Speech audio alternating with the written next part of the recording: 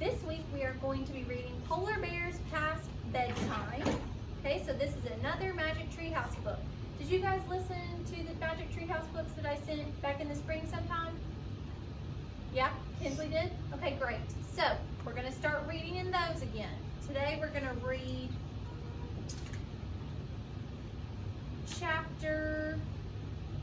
we'll get through chapter 2, I think.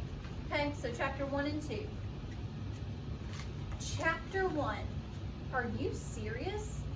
Whoo! The strange sound came from outside the open window. Jack opened his eyes in the dark. The sound came again. Whoo! Jack sat up and turned on his light. He put on his glasses. Then he grabbed the flashlight from the table and shone it out the window. A white, snowy owl was sitting on a tree branch. Whoo! The owl said again. Its large, yellow eyes looked right into Jack's. What does he want? Jack wondered. Is he a sign like the rabbit and the gazelle? A long-legged rabbit and a gazelle had led Jack and Annie to the magic treehouse for their last 2 adventures. Whoo! Wait a second, Jack said to the owl. I'll get Annie. Jack's sister Annie always seemed to know what birds and animals were saying. Jack jumped out of the bed and hurried to Annie's room. She was sound asleep. Jack shook her and she stirred.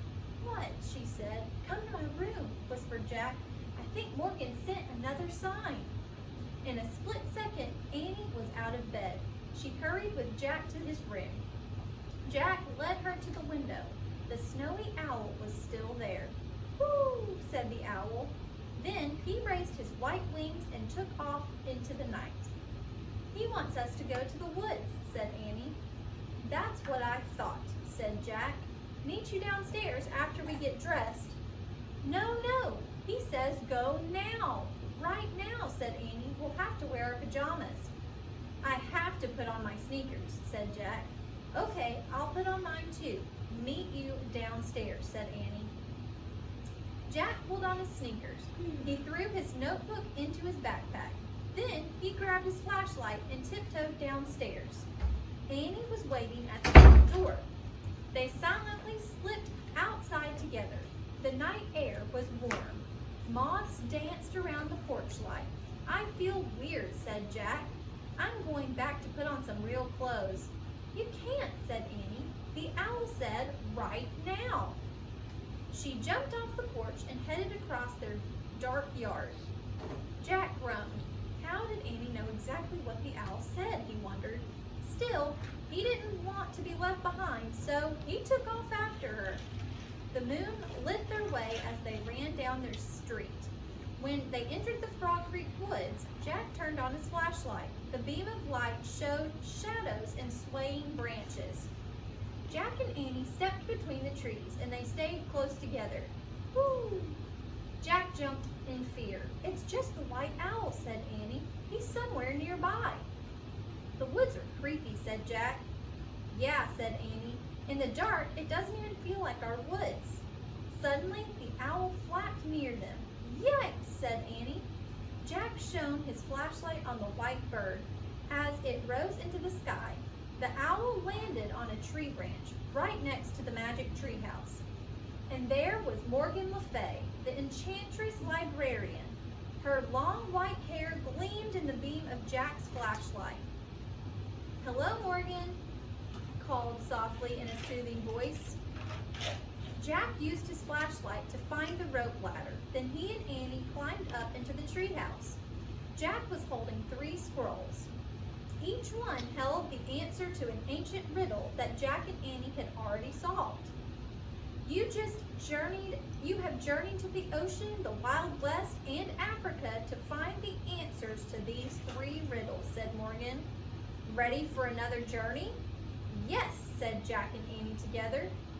Morgan pulled a 4th scroll from the folds of her robe. She handed it to Annie. After we solve this riddle, will we become master librarians? Asked Annie. And help you gather books through time and space? Said Jack. Almost, said Morgan. Before Jack could ask what she meant, Morgan pulled out a book and gave it to him. "For your research," she said. Jack and Annie looked at the book's title, Adventure in the Arctic. "Oh, wow, the Arctic," said Annie. "The Arctic?" said Jack. He turned to Morgan. "Are you serious?" "Indeed I am," she said. "You must hurry." "I wish we could go there," said Annie, pointing at the cover. Wait a minute, we'll freeze to death," said Jack. "Fear not," said Morgan. "I am sending someone to meet you." The wind started to blow. "Meet us? Who?" said Jack. "Who?" said the snowy owl. Before Morgan could answer, the treehouse started to spin. It spun faster and faster, then everything was still. Absolutely still. Chapter 2. The Howling. The air was crisp and cold. Jack and Annie shivered. They looked out the window at a dark gray sky. The treehouse was on the ground. There were no trees and no houses, only an endless field of ice and snow. Morgan and the owl were gone. "Read the riddle," said Annie, her teeth chattering. Jack unrolled the scroll. He read, "I cover what's real and hide what's true, but sometimes I bring out the courage in you. What am I?" "I'd better write it down," said Jack, shivering. He pulled out his notebook and copied the riddle. Then he opened the book. He found a picture of a barren, white field, and he read aloud, "The Arctic tundra is a treeless plain. During the dark winter, it is covered with snow and ice, and in early spring, snow falls. But the sky begins to get lighter. During the summer season, the snow and ice melt, and the sun shines 24 hours a day." "It must be early spring now," said Jack. "There's snow, but the sky is a little light."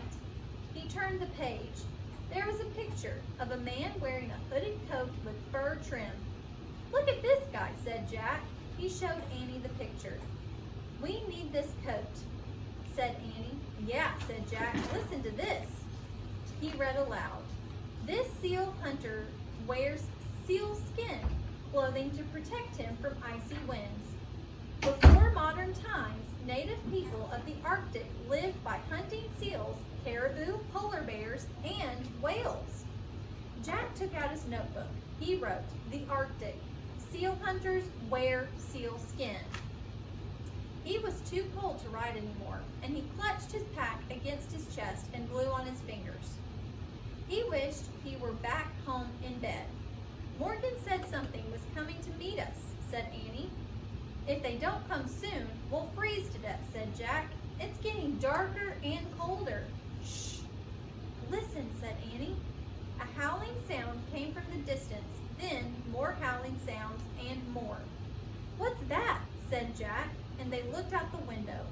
Snow was falling now, and it was hard to see. The howling grew louder. It was mixed with yipping and yelping noises. Jack and Annie saw shapes coming through the snow, and they seemed to be running towards the treehouse. "Wolves?" said Annie. "Great, that's all we need," said Jack. "We're freezing, and now a pack of wolves is coming for us." Jack pulled Annie into the corner of the treehouse, and they huddled close together. The howling got louder and louder, and it sounded as if the wolves were circling the treehouse. They whined and yelped. Jack couldn't stand it any longer, and he grabbed the Arctic book. "Maybe this can help us," he said. He searched for a picture of wolves. "Oh, hi," Annie said, and Jack looked up. He caught his breath. A man was looking through the treehouse window, and his face was surrounded by fur. It was the seal hunter from the Arctic book. All right, that's all we're going to do for today. We will do chapters 3 and 4 tomorrow. Tune in tomorrow at around the same time. As you said.